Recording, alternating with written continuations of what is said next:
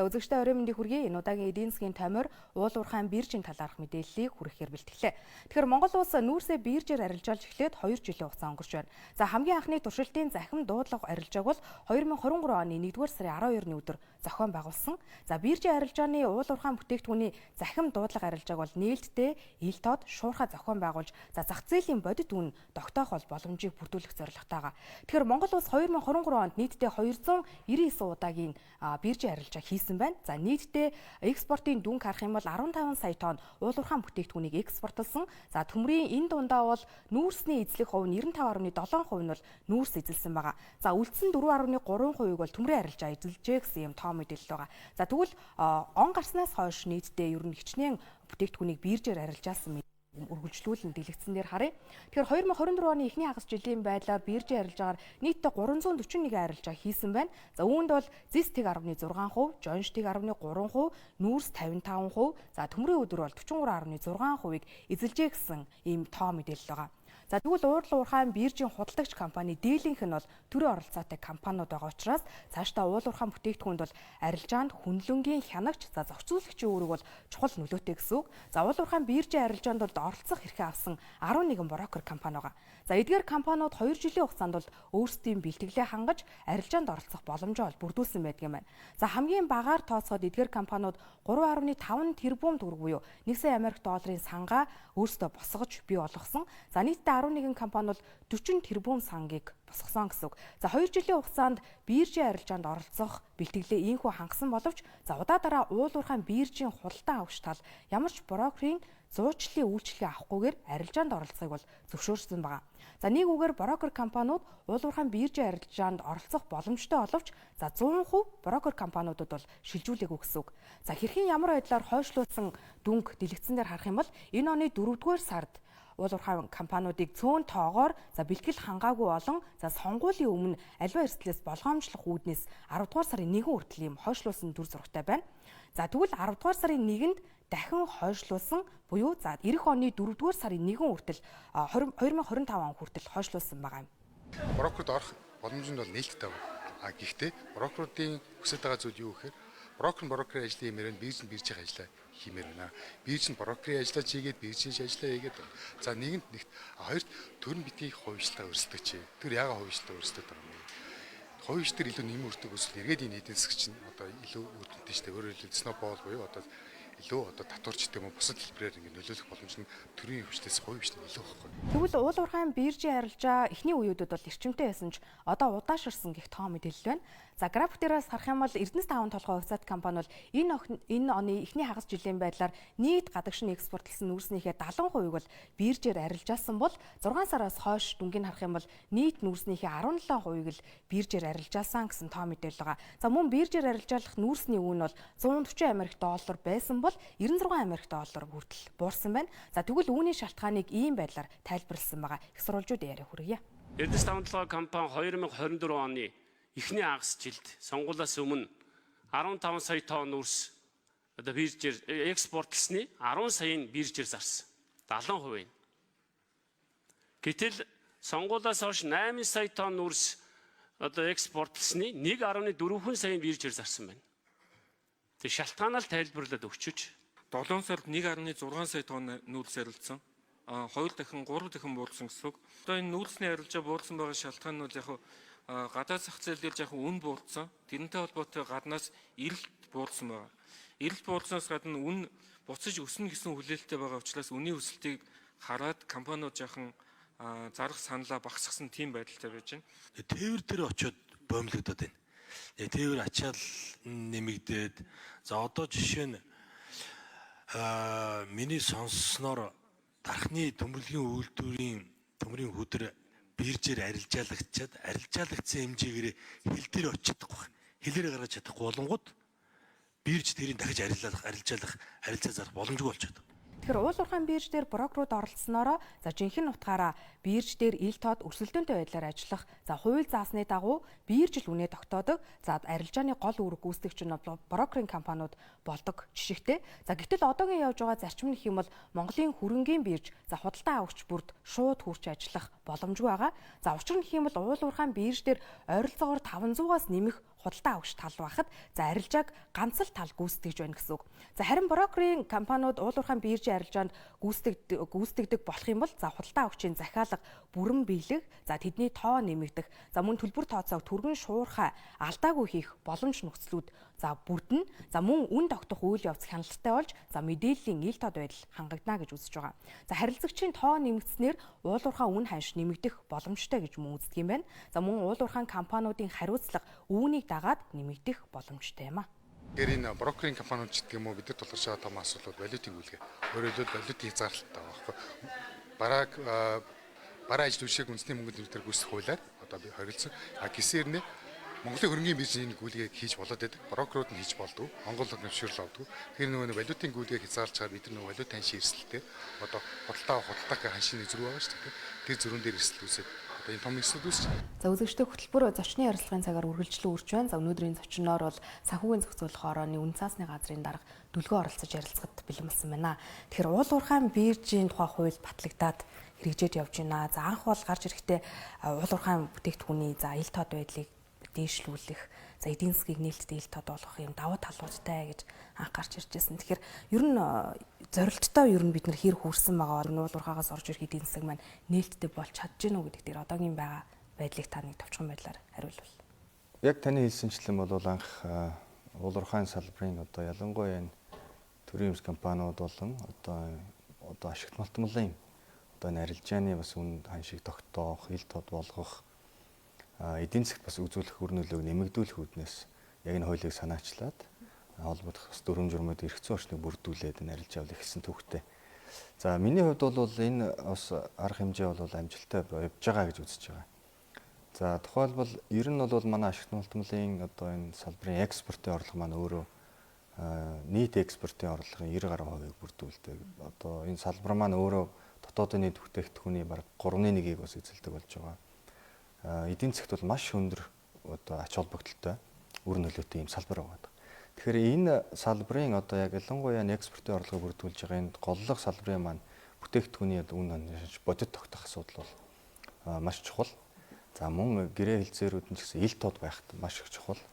За түүнчлэн мөн бас олон нийтийн бас хяналт тавьдаг болж байгаа нь өөрөө маш их одоо үр дүнгээс авчирж байгаа гэж үзэж байгаа. За анх бол 2023 оны 1 сард энэ цахим арилжаа анх туршигдж байсан. Тэр үед бол бүтээгдэхүүний үн бол масар өндөр одоо өсөлтийг үзүүлж ирсэн. За тэгээд одоо энэс хойш одоо 2023 оны 6 сарын 30-наас хойш бол яг уулуурхайн бүтээгдэхүүн биржийн арилжаал эхэлсэн. За үүнээс хойш бол нэлээдгүй болон одоо сая тонн одоо уулуурхайн бүтээгдэхүүнийг бол одоо биржээр бол амжилттай арилжаалаад үн ханш нь бол яг дэлхийн зах зээл дээрх үнийг бас дагаж өсөх үедээ өсөөд бас унах үедээ бас унаж байгаа юм үйл явц бол харагдаж байна. Тэгэхээр ер нь бол хуулийн зорилт бол сайн бас хангагдаж байна гэж бид нар үзэж байгаа. За одоо яг биржээр арилжаалж байгаа хэмжээг уулуурхайн бүтээгдэхүүнийг харах юм бол 1 жилийн өмнөхтэй харьцуулахад ер нь бит хэмжээгээрээ хижнээн тоогоор өссөн байна. За өмнө 1 жилийн 2023 онд бол одоо нүүрс төмрийн бүтээгдэхүүнүүдийг экспортлж байсан бол энэ жил бас ЗИС гэдэг бусад төрлийн бүтээгдэхүүнүүд нэмэлтээр орж ирж байна л та. Энэ талаар мэдээлэл. За хууль бол анх хэрэгжиж эхлээд яг уулуурхайн бүтээгдэхүүн биржийн арилжаа эхлэхэд бол за нүүрсний одоо арилжаа бол эхэлсэн. За нүүрсний бас нэг 7-8 төрлийн бас нүүрсүүд арилжаалагдсан. За түүнээс гадна төмрийн өдөр бас арилжаалагдчихсэн.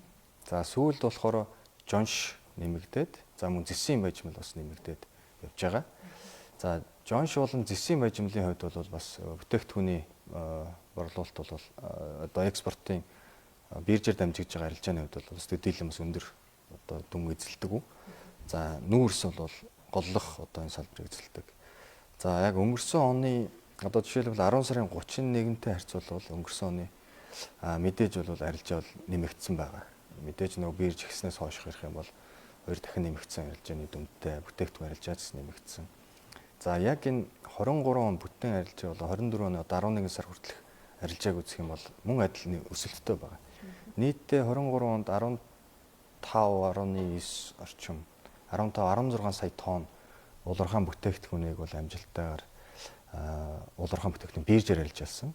За 24 оны одоо энэ 11 сарын одоо өнөөдрийг хүртэлх байдлаар бол 22 сая одоо тооныг бол амжилтаас арилжаалаад байгаа. Тэгэхээр өөрөөр хэлбэл ямар ч байсан бүтээгдэхүүний бол нийлүүлэлт бас нэмэгдэж байгаа. За энэ хугацаанд яг уу 8-9 сарын үед дэлхийн бас зах зээл дээрх болон бас бүгд хятадаар тулсын бас дотоод эдийн засгийн нөхцөл байдлаас шалтгаалаад бас бүтээгдэхүүний борлуулалт бас жоохон саатсан тохиолдол бий. Бас үнийн хувьд ч гэсэн бас жоохон бууралт ажиглагдсан нь бол одоо байгаа. Гэхдээ бол энэ сараас эхлээд 10 сараас эхлээд бол арилжаал эргэж сэргсэн. Арилжаанууд бол харьцангуй бас гайгүй зарагдаж байна. За үнийн хувьд яг уу оны эхнээс тооцох юм бол нэг 20 гаруй хувьтай 20-30% бол үнийн одоо биржийн одоо үн бол жоохон бууралттайгаар бол арилжаалагч байгаа. Энэ бол мэдээж манай Монголын одоо дотоодын эдийн засгаас шалтгааллахгүй. Энэ бол олон улсын эдийн засаг. За ялангуяа одоо яг энэ одоо төмөр нүүрсний одоо голлох худалдаа авахч болох энэ бүгд хятадд тусын эдийн засгийн өөрийнх нь бас нөхцөл байдал маш их нөлөөлж байгаа. Тэгэхээр энэтэй холбогдуулаад бас бүтээгдэхүүн үн бол тодорхой хэмжээнд жоохон бууралтай байна. Гэхдээ арилжаа бол хэвийн үргэлжилж байгаа. За мэдээж зэс бол энэ зэсийн хувьд бол мэдээж Монгол улсын хувьд бол зэсийн ордууд экспортын орлууд бас ямар хувь гэдэг та бүхэн бол мэдж байгаа бах. Мэдээж Эрдэнэтийн үйлдвэр байна. За оюутлогоо гэдэг томоохон үйлдвэрүүд байдаг. Гэхдээ эдгээр байгууллагууд бол энэ томоохон одоо хөрөнгөлтийн гэрээтэй за мөн бүтээгдэхүүн бас арилжаалах гэрээтэй урт хугацааны гэрээтэй байдаг учраас эдний төдийлөн бас тодорхой хэмжээний цөөн тонны л одоо бүтээгдэхүүнүүд бирж арилжаалах боломжтой байна. Сая тоо судалгаанаас харж байхад 95 толгой хувьцаат компани эхний хагас жилийн байдлаар бол нийт экспортлсон нүүрснийхээ 70%-ийг бол биржээр арилжаалжээ. За харин түүнээс хойш 17%-ийг нь биржээр арилжаалсан гэдэг нь саяны гадаад эдийн засагтай ер нь холбоотой шууд холбоотой гэж тайлбарлаж болохоор байна уу ер нь бол. Эрдэнэс 5 толгойн хувьд бол бас арай өөр дүр зурагтай байдаг. За уул уурхайн бүтээгдэхүүн биржийн тухай хуулиарч мөн адил нэг заасан байдаг. Өөрөөр хэлбэл томоохон дэд үтсийн бас энэ хөрөнгө оруулалтыг тодорхой одоо санхүүжилтийг одоо бүтээгдэхүүнээр нийлүүлэх боломжтой байдаг. За энэ ч утгаараас хэд хэдэн компанитай одоо Эрдэнэс 5 толгой бол урт хугацааны гэрээтэй бүтээгдэхүүнээр нийлүүлэх үнэ тохиролцсон байдаг учраас бирж арилжаагаар явдаггүй. За үүнтэй нь холбогдуулаад мэдээж одоо боломжтой одоо арилжаалах нүүрсний хувьд бол бусад бүх одоо нүүрсээ бол биржээр арилжаалж байгаа. За Эрдэнэс 5 толгойн хувьд бол бидэнд байгаа мэдээлэлээр бол нийтдээ 16 орчим сая тонн нүүрсийг уул уурхайн бүтээгдэхүүн биржээр арилжаална гэж төлөвлөгөөтэй байсан. Одоогийн байдлаар бол 13.9 14 сая тонныг бараг арилжаалчихад байгаа. Тэгэхээр төлөвлөгөөнийхөө хувьд бол нэлээд одоо төхөв одоо ч он дуусч байна. Тэгэхээр төлөвлөгөөнд бас хүрээд ажиллах болов уу гэж харж байгаа. За бид нар одоо ер нь цаашдын зорилго ер нь эцсийн зэг маань юу ах вэ гэдэг дээр ер нь бүх нүүрсээ бүх уул уурхайн бүтээгдэхүүнээ биржээр арилжаалах уу? Эсвэл яг тодорхой хэмжээг нь биржээр арилжаалаад явах юм уу? Одоо эн чинь яванда нүүрсний хулгай гэх мэт асуудлуудад тэмцэх хамгийн гол гарцсан байна болчиход байна шүү дээ. Энэ талаар ярил. За уул уурхайн бүтээгдэхүүний биржийн тухай хуулиар бол за биржээр ямар бүтээгдэхүүн арилжаалахыг засгийн газар шийдвэрлэж байгаа. Өөрөөр хэлбэл уул уурхайн бүтээгдэхүүн ямар бүтээгдэхүүнүүд вэ? Төмөр, зэс, одоо жонш, нүүрсг одоо байгаа. За тэгээ бусад бүтээгдэхүүнийг яах вэ гэдэг нь бол засгийн газрын бүр их асуудал байгаа. Тэгэхээр энэ биржээр арилжаалахаар сонгосон бүтээгдэхүүний одоо орд хэрвээ төрийн өмчт байх юм бол бүх бүтээгдэхүүн заавал одоо биржээр зарах ёстой байна. Тэгэхээр ил тод болж байгаа. Хамгийн чухал нь хэн худалдаж авав, хэдээр худалдаж авав. За мөн одоо худалдагч тал буюу одоо энэ одоо уул уурхайн компаниудын хувьд бол бас маш их том давуу талыг бас өгдөг. Тэр нь юу вэ гэхээр ашигт малтмалын одоо нөөц ашигласны татварыг яг биржийн үнээсээ тооцох юм боломжийг бас үрдүүлж өгж байгаараа бас манай уул уурхайн компаниудын хувьд бас их том давуу талтай. Бусад гэрээгээр явах юм бол одоо яг дэлхийн зах зээл дээрх тогтсон одоо сангийн амнаас тогтоодог тэр үн ханшнаас одоо амнаатыг төлж өгдөг. Тэгэхээр бас худалдагч одоо буюу одоо энэ уул уурхайн компаниуд бол бас биржээр арилжаалах хүсэлт бол байдаг. За мэдээж энэ арилжаанд бол хувийн хвшлийн одоо уурхаанууд бас байгаа. Тэгэхээр хувийн хвшлийн уурхаануудын хувьд бол сонголттой. Биржээр дамжуулж арилжаалж болно. Өөртөө бас гэрээгээ байгуулад шууд экспортлж болно. Тэгэхээр ялгаа нь бол тэр татврын орчин дээр бас их нөлөөтэй. За засгийн газрын болоод энэ улсын хурлын төрийн бодлогын хувьд бол биржээр төлхөө явуулах үүднээс бас энэ татврын бодлогоор бас илүү идэвхжүүлэх ийм хөшүүргийг бас гаргаж өгсөн байна. Үүнтэй нь холбогдуулаад бас томоохон хувийн хвшлийн уурхаанууд одоо уул уурхайн бүтээгдэхүүн биржээр бас бүтээгдэхүүн арилжаалах сонирхол бас их байгаа. За биржийн арилжаанд оролцох хэрэгтэй 11 брокер компани байна. 11 брокер компаниас хангалттай хэмжээнд одоо уул уурхайн биржийн худалдаанд оролцож чадж гэнэ үү гэхээр бас хувийн хвшлийг хангалттай биш байна гэдэг дүгнэлтийг хэлээд байна л да. Одоо жишээлбэл брокерийн зуучлалын үйлчлэгээ авахгүйгээр оролцож болно гэсэн журам мөрдөгдөд явж байна. За дараа оны 4 сар хүртэл бас хойшлуулсан ийм төр зурагтай байна л да. Тэгэхээр яг биржийн арилжаанд хувийн хвшлийнхний оролцоо нэлээд дутагдaltaй байна гэсэн бас хөндлөнгийн хүмүүсийн бас дүгнэлт байгаа юм л да. Энэ тал дээр төрийн бас бодлогын хувьд бас зарим тохиолдолд эрслийг бас их харддаг. Хэд нөгөө нээлттэй захын үйл ажиллагаа маань бас тодорхойгүй одоо шинэ одоо юу орох юм бол тодорхой эрслийг бас дагуулах. Одоо улмаар бол бас одоо яг энэ зах зээлээ бас одоо ялангуяа нь уул уурхайн бүтээгдэхүүний экспортын орлого маань өөрөө төсвийн их томоохон хэсгийг бүрдүүлдэг учраас маш их анхааралтай, маш их ач холбогдол гэж үзэж байдаг. Тэр утгаасаа бас ийм тодорхой эрслүүдээс бас өөрсдөө хамгаалах, учирч болзошгүй эрслийг бас бууруулах. Тэр үүднээс брокеринг компани оролцох нь нээлттэйгээр зохицуулсан. Өөрөөр хэлбэл анх хууль батлагдж явах үед бол брокеринг компани үүсээгүй байсан. Одоо яаж арилжаанд оролцох нь тодорхойгүй байсан. Ийм учраас бид нар бол сонголттойгоор хийж өгсөн байна. Брокергүй бас арилжаанд оролцож болно, брокертой арилжаанд оролцож болно гэдэг. За энэ зүйлс маань ингэж үргэлжлээд за одоогийн байдлаар яг нийтдээ 11 брокерийн маань нэг компани одоо арилжаанд бол зуучлал одоо үйлчлэгээ үзүүлсэн байгаа. Бусд нь бол хараахан үйлчлэгээ бол үзүүлж амжаагүй явж байгаа.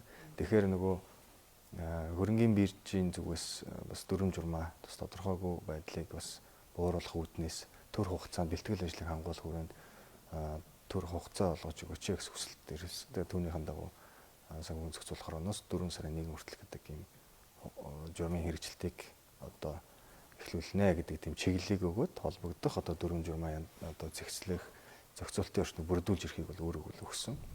За түүнээс гадна уул уурхайн бүтээгдэхүүний бирж маань өөрөө зөвхөн одоо явагдаж байгаа нь арилжаагаар хязгаарлагддаг.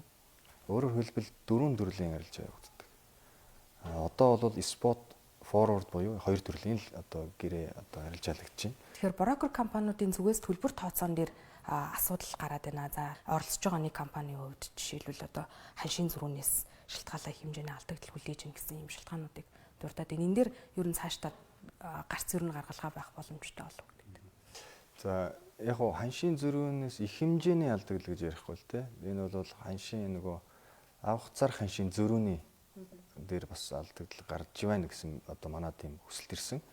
За тэр нь ямар очиртай юм бэ гэхээр ер нь бол Монгол улсад үндэсний мөнгөнд одоо мөнгөнд тэмдэгтээр одоо бүх бараа үйлчлэгээ явуулдаг.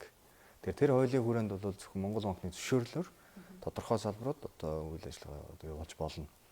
За яг энэ утгаараа бол Монголын одоо хөрөнгийн бирж дээр уул уурхайн бүтээгдэхүүн биржийн арилжаа одоо ам доллар болон одоо юаны хилцлүүд хийгддэг. Тэгэхээр үүнтэй нь холбогдуулаад Монгол банкнаас аль бисны зөвшөөрлийг аваад арилжаа явагдаж байгаа юм. За тэгэхээр брокер компаниудын болох нөгөө зуучлагч байгууллага учраас нөгөө харилцагчаасаа тодорхой хэмжээний үйлчлэгээний шимтгэл авдаг. Тэгэхээр тухайн шимтгэл нь бол нөгөө арилжааны дүнгийн тодорхой хувь гэж зааддаг. Тэгэхээр нөгөө гадаад валютаар илэрхийлэгдсэн байгаа бүтээгдэхүүнээс авахар нөгөө гадаад валютаар шимтгэл оруулах болоод хоорондоо шилжүүлэг хийхээр нөгөө хуультай нь тодорхой хэмжээнд зөрчилддөг гэсэн үг. Тэгэхээр үүнийг хийхдээ яг брокеринг компаниуд маань бол 1-2 удаа л ерөнхийдөө биднэрт ярьсан л да өсөлтөн дээр дурдсан байсан. Тэр нь бол банкндаа зараад буцааж худалдаж авдаг л тийм харилцаа байгаа. Тэгэхээр авах зарах ханшийн зөрүүнээс алдагдлыг байна гэсэн мэдээл. За үүнийг нь бас санхүүгийн зохицуулах хорооны зүгээс бид нар бас зах зээлийг доктортой байлгах гарч иж байгаа асуудлуудыг бас тодорхой урдтай шийдвэрлэх хүрээнд Монгол банкнд бол энэ талаар хүсэлтээ тавьсан байгаа. Ерхэд бид нар хоорондоо яс ярилцаа ажиллана гэж төлөвлөд явж байгаа. За одоогийн байдлаар бол хорооны зүгээс бол нөхцөл байдлыг бол ийм байна гэдэг талаар одоо Монгол банкнд бол уламжлаад явж байгаа. Тэгэхээр ер нь энэ асуудал бол харьцангуйгаа шийдэгдэх баха. За баярлалаа. За үзэгчдээ өнөөдрийн зочноор санхүүгийн зохицуулах хорооны үн цаасны газрын дарга дүлгөө оролцож бидэнд мэдээллийг хүргэлээ. Баярлалаа.